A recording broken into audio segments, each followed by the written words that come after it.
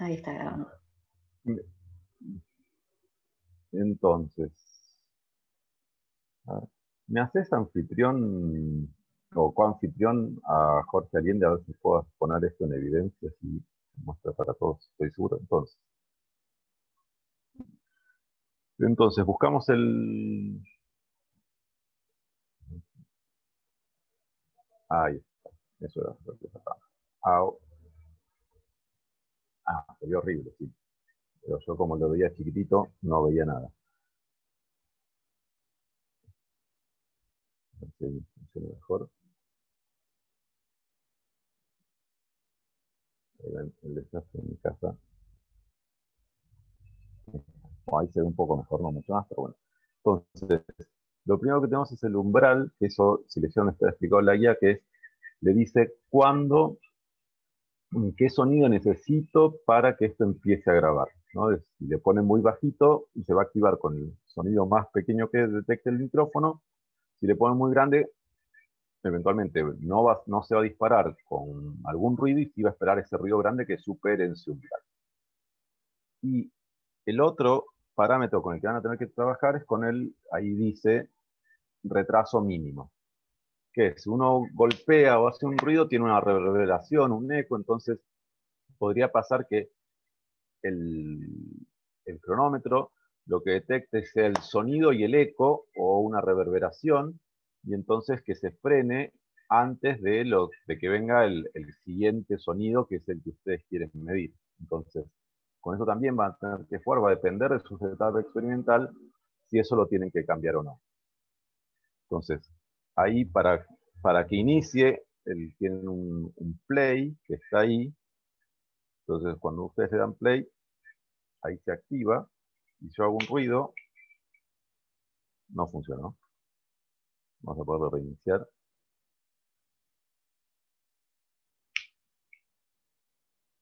Esto sí lo probé de vuelta hace un rato y no funciona.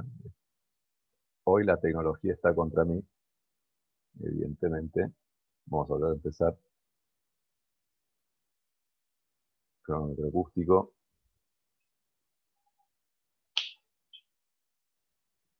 Bueno.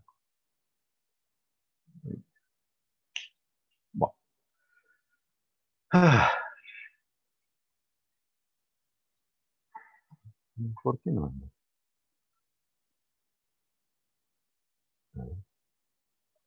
Vamos a dejarlo umbral, pero no debería hacer eso. O sea, con 0.5 y ese ruido debería funcionar.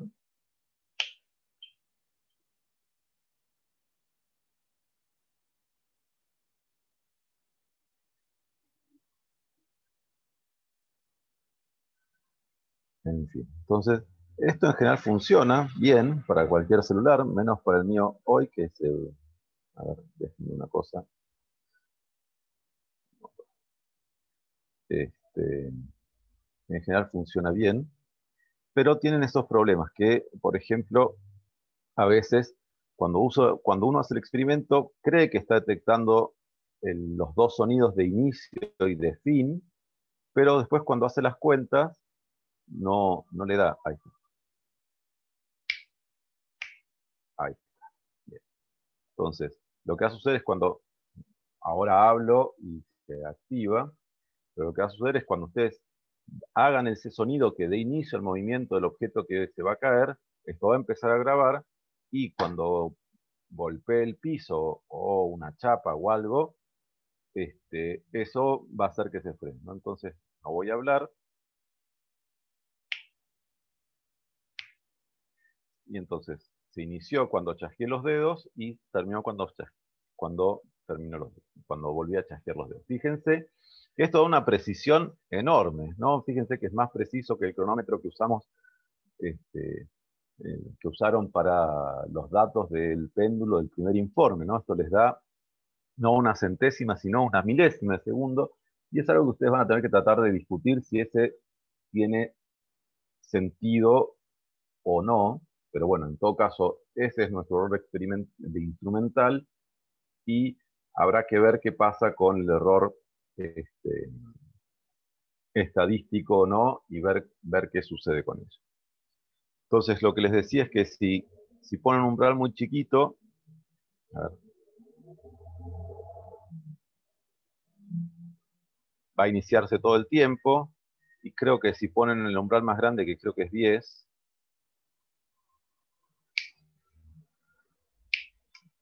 ahí no, con el chasquido que estoy haciendo, que es el mismo de antes, no, que es 1, digo, no 10, no funciona. Entonces, ese va a ser este trabajo con lo que ustedes van a tener que trabajar y ver qué les sirve y qué no les sirve, y eso lo van a tener que poner en informes, y eso va a tener que estar. Usamos el cronómetro de alguna vez como una especie de calibración que tenemos, que están haciendo. Van a poder, y eso va a tener que estar en el informe. Es decir, usamos el cronómetro estadístico de Firefox, qué sé yo, y usamos este umbral y este otro. Si hacen varios experimentos y distintos, si cada, por ejemplo, si cada uno de los integrantes del grupo hace un experimento, entonces pueden decir, por ahí no todos usan el mismo umbral, entonces ni el mismo retraso, entonces eso va a tener que estar. Este, entonces, básicamente es eso del Firefox, y ahora lo que yo les quería mostrar un poco es un experimento que hice yo en casa. A ver si, ¿por qué no? Hoy, como les decía, la tecnología está contra mí. Ahí está. Entonces lo que quiero que vean, ahí, entre otras cosas, acá está. Está buenísimo que esté grabado en toda después por ahí, marca ahí. Entonces, este es un experimento que hice yo en casa donde les proponíamos esto de tener la moneda ahí en un cuchillo, que por ahí no es lo mejor, pero fue lo que pensamos para que seguro fuera algo que todos tuvieran en sus casas. Un cuchillo y una moneda más o menos deberían estar en todas las casas. Y entonces yo había medido con mucha precisión que esto era 1 metro más o menos, y entonces mi plan era golpear justamente ahí para tener ese ruido, iniciar el cronómetro acústico y con el ruido de la moneda cayendo al piso que se frenara. Y veámoslo, y ahí lo frené, porque esa es otra cosa que van a tener que pensar un poco qué hacer, porque yo podría decir, bueno, este experimento lo hice a 1 metro más o menos 0,01 metros, ¿no? Pensando en que eso lo medí, por ejemplo, con una cinta métrica, pero fíjense que de dónde inició el movimiento esa moneda. Fíjense que casi estoy más o menos 1 centímetro abajo de mi marca. Entonces, ahí van a tener que estimar un poco cuál es el error de la altura, si es precisamente el error de la medición de la altura o si tienen otra cosa. Eso va a también depender de cómo hagan su diseño experimental. Y entonces, por ejemplo, yo si estuviera haciendo así, pues ahí lo que haría es sacaría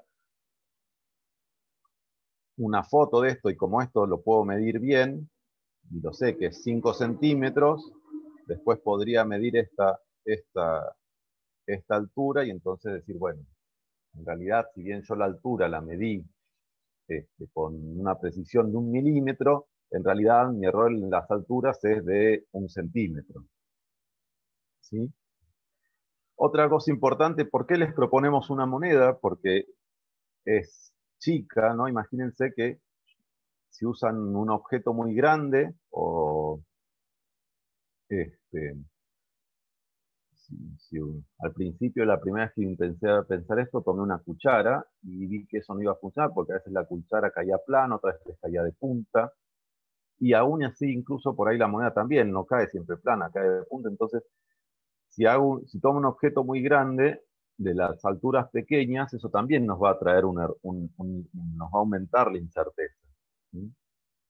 El cuatrimestre pasado, por ejemplo, tuvimos grupos que compararon qué pasaba con aquel que tenía una bolita de acero con aquel que tiraba una moneda, y a veces aparecían diferencias que podíamos atribuir a la diferencia que la bolita siempre cae igual, en cambio la moneda a veces toca el suelo de punta, a veces no.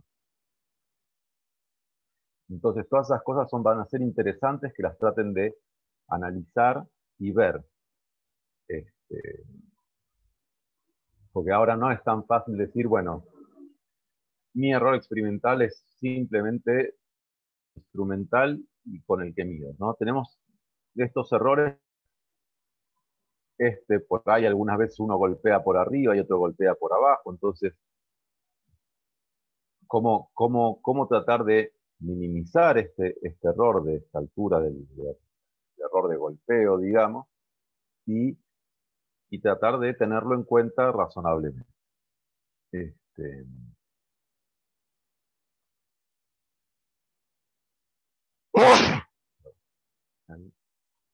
Salute. Compartir. Gracias. Voy a cambiar de cámara.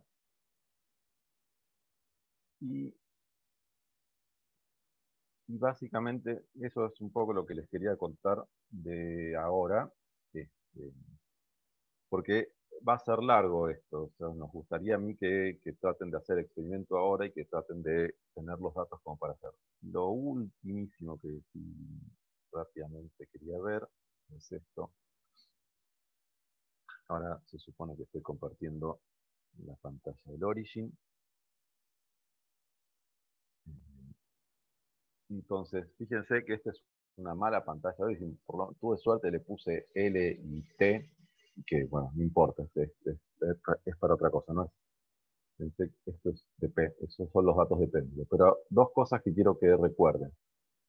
Algunos ya nos lo preguntaron y lo contestó Marcelo en el foro, pero por las dos. Cuando ustedes hagan un gráfico y ustedes van a ir agregando columnas de cosas, acuérdense que el Origin lo que hace,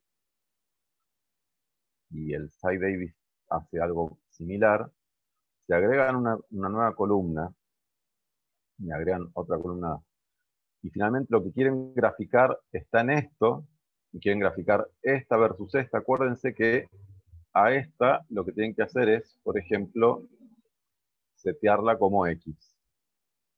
Y entonces, fíjense, ahí dice X2 y 2. Entonces, esto lo que va a dibujar va a ser lo que esté acá en función de... esta va a ser la ordenada y esta va a ser la abscisa, ¿sí? Si ustedes quieren graficar este valor versus este valor, una forma de hacerlo es ordenarlo. Siempre el Origin va a ordenar de izquierda a derecha. Y lo otro que pueden hacer es setear también como errores las columnas, ¿no? Errores en X y en Y. Y si no quieren hacer esto, de ordenar las columnas para cómo las van a dibujar, también lo que pueden hacer es ir a plot, por ejemplo, symbol scatter, sin seleccionar ninguna columna, y debería, ahí está sufriendo mi máquina porque entre el zoom y eso, les va a abrir una pantalla donde pueden elegir qué columna ponen como X, qué columna, ahí está. Entonces ahí lo que pueden elegir es, están las columnas que están haciendo, entonces pues, ustedes eligen, bueno, quiero que la columna A sea X, quiero que la columna B sea C, y creo que la C es el error en Y. Me falta hacer que aparezca el error en X, que nunca me acuerdo cómo se hace. Tenés que cliquear donde dice L, con el creo que botón Eso, derecho, gracias. botón Ahí está. izquierdo, Y ahí X error aparece bar. X error. Ahí está. Y entonces ahí aparece el error de X y lo selecciono. Y es muy importante que todos los gráficos que vayan a hacer aparezcan con las barras de error. Y algo que por ahí está en los apuntes, pero creo que no lo mencionamos en la clase pasada, que todos los gráficos que ustedes presenten tienen que estar con las barras de error. Eso es súper importante. Y bueno, eso es todo. De mi parte, al menos de la práctica, no sé si les queda alguna duda o algo que quieran preguntar concretamente de la práctica.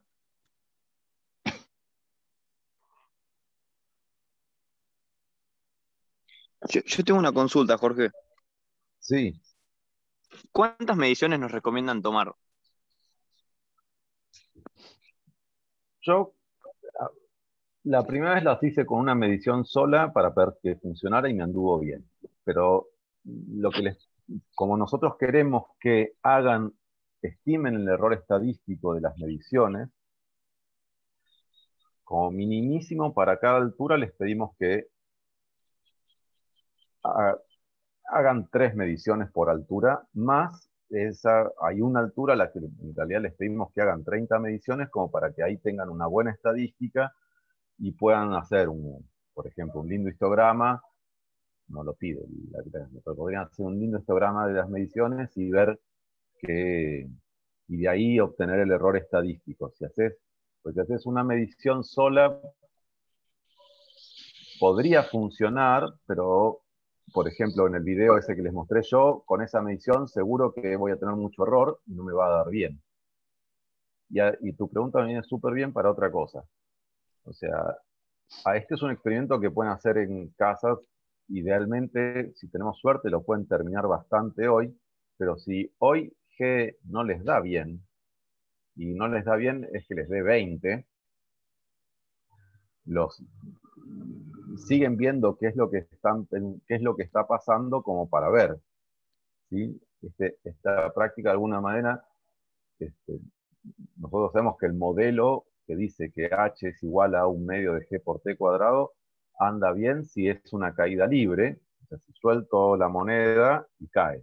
Para por ahí cuando ustedes las primeras veces, por ahí cuando por ahí le dan una velocidad que es en ángulo, entonces eso va a afectar. Entonces, si por algún motivo les da súper mal esto, entonces tienen toda la oportunidad de volverlo a hacer, de darse cuenta que el setup que eligieron hay otra cosa mejor para hacer. Este, ¿Qué valores vamos a aceptar? Como que, digamos, si les dio 10, bueno, estamos bien. Si les dio 9, estamos bien. Ahora, si les dio 15 y hay algo que en el setup está mal, esto les puedo asegurar que funciona. Uno lo hace con un poco de cuidado y anda bien. Yo, por alturas, haría por lo menos 3 medidas mínimo como para ver qué pasa y como para ver si hay mucha variabilidad y para esta altura, para que elijan una altura que, por ejemplo, les quede cómodo hacer el experimento, hacer 30 mediciones como para ver qué error estadístico tiene. Perfecto, perfecto. ¿Y cuántas alturas nos recomiendan también? Como para ya Y tener... eso está en la guía, les recomendamos por lo menos 7 alturas, como para tener 7 puntos. Y gracias por preguntar, porque me estoy acordando de cosas, pero no. Sí, está puesto en la guía, pero no tuvimos este cuatrimestre la charla de prevención y seguridad, de higiene y seguridad en el laboratorio, porque no estamos en el laboratorio, están en sus casas. Pero en este caso, eh, es muy importante que si se suben alguna cosa para llegar a una altura grande, háganlo con mucho cuidado y seguridad, ¿no? No se vayan a subir una silla plegable, por ejemplo, si quieren, o Y con un cuchillo en la mano.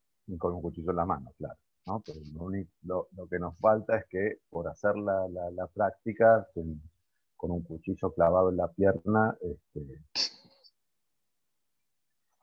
pero bueno, entonces, fuera de la broma, es muy importante que esto piensen en las medidas de seguridad, de hacerlo en tranquilidad y de no lastimarse ni lastimar a otros, ¿sí? Entonces tengan cuidado con eso y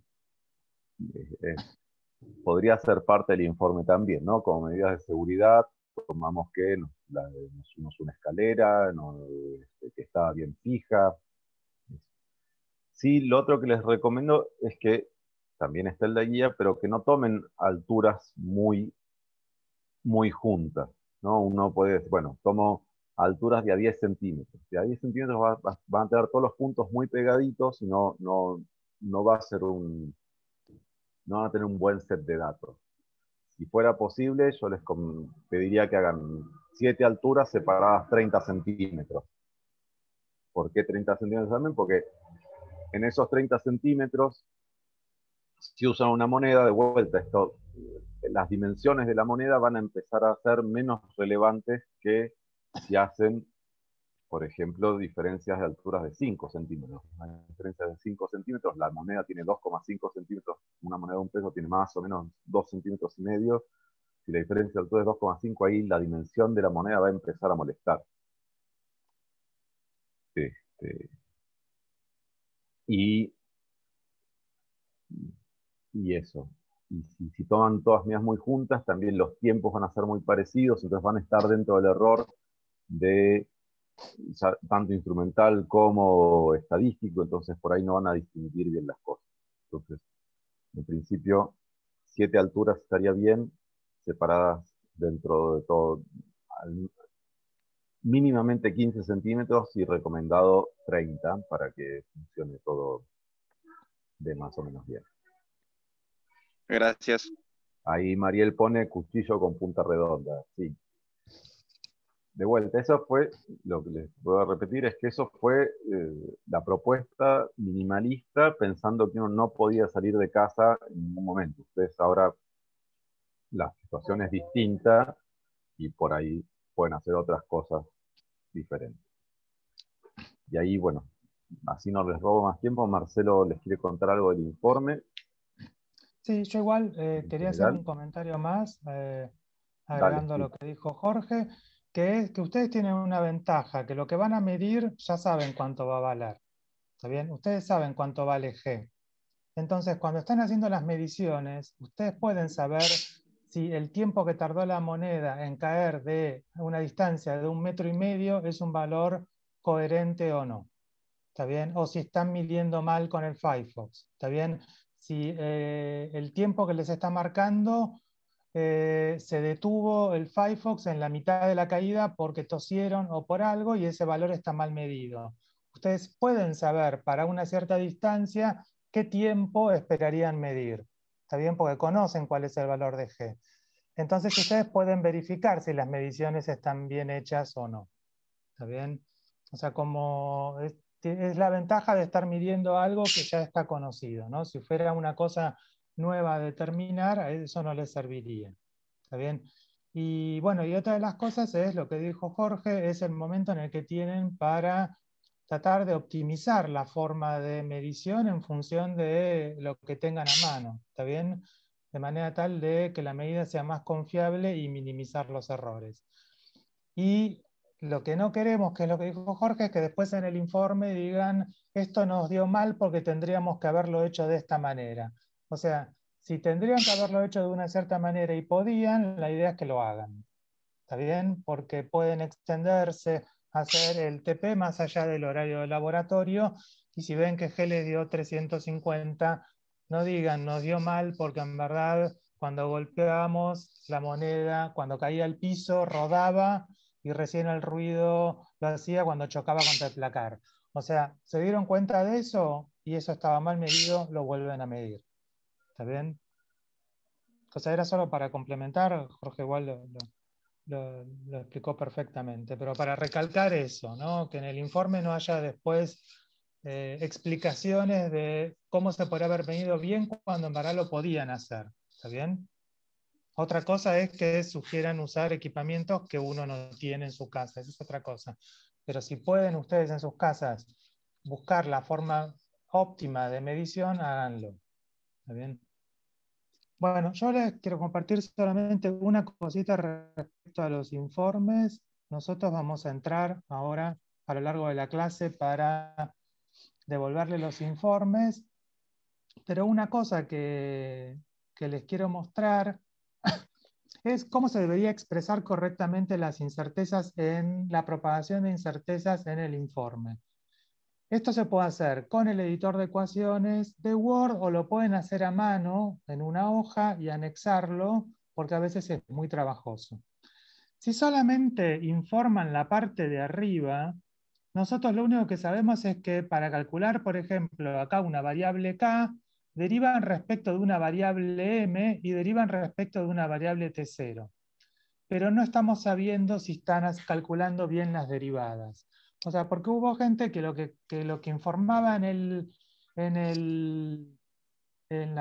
decían, hicimos los cálculos de las propagaciones de incertezas en el informe y lo que expresaban era la ecuación de arriba.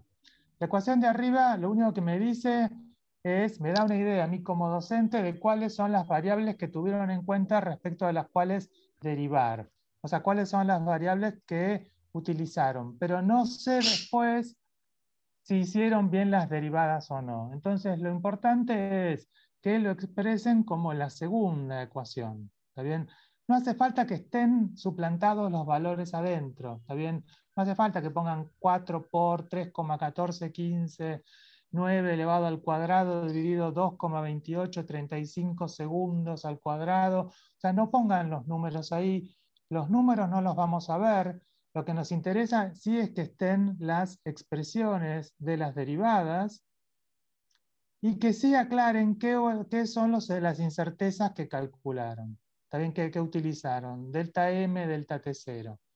¿Está bien? Porque lo que vimos en los informes es que, por ejemplo, medían el diámetro de un cilindro y después calculaban la derivada respecto al radio, hacían que el diámetro, que el radio era el diámetro dividido 2, pero después usaban como incerteza del radio la incerteza del diámetro que habían medido. ¿Está bien? Y si ustedes el diámetro lo calcularon como el radio lo calculan como el diámetro dividido 2, entonces el radio es una magnitud medida en forma indirecta y hay que calcularle su incerteza por propagación. ¿Está bien? Entonces, a nosotros tener esta expresión de acá y que digan al costado qué delta M usaron y qué delta T0 utilizaron, a nosotros nos permite identificar errores. ¿Está bien? Quienes no hayan puesto las propagaciones de incerteza en el apéndice, si los valores que obtuvieron son coherentes, está bien, pero si los valores que obtuvieron están mal, no podemos detectar las fuentes de los errores. ¿Está bien? Por eso ahora lo que les quería decir es que cuando les decimos coloquen las propagaciones de incertezas en el informe, me refiero a la segunda expresión. O pueden poner la primera expresión y al costado poner donde dk de m es tanto y donde dk de t0 es tanto. O sea, queremos que estén las expresiones de las derivadas. ¿Está bien? Porque además detectamos muchos errores en el cálculo de las derivadas. ¿Está bien? Eso solo es lo que quería aclarar de los informes. Después a las aclaraciones particulares las vamos a hacer a cada grupo. Salvo no sé que haya alguna cuestión general, pero yo diría de no quitar tiempo, ¿no? Como para que haya más tiempo para que puedan hacer las mediciones y consulten durante el horario del labo. ¿Está Sí, bien? porque seguro, ya les vamos a sacar tiempo con la devolución de los informes. Sí, sí. A ver, esperen que hay gente que se desconectó Ah, y que volvió a conectar. y a Ian ponelo con